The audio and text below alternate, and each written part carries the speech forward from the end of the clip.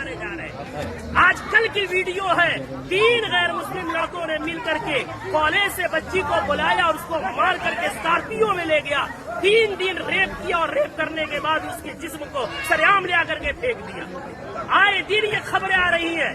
میں پوچھنا چاہتا ہوں، اس کے پیچھے کے ذمہ دار معاشرے کے ہمارے اور آپ جیسے بے غیرت لوگ نہیں ہیں جو شادیوں میں، ناچ گانوں میں، پیسوں میں آگ لگا رہے اور آگ لگا کر کے شادیوں کو اتنا مشکل بنا دیا کہ وقت میں شادیاں نہیں ہو رہی ہے، جس کی وجہ سے ہماری بیٹیاں، جذبات ان میں بھی ہے، جذبات کی رو میں بہ کر کے ایجوکیشن والی بچیاں غیروں کے گود میں کھیل نہیں رہی ہے، بلکہ ٹیشو پیپر بنا کر کے انہیں استعمال کر کے گلی کوچوں میں پھینک نہیں دیا جا رہا ہے، بلکہ ان کے چیخڑے اڑائے جا رہے ہیں۔ اتنے ادب و احترام کے ساتھ بار بار اصرار کرنے کے بعد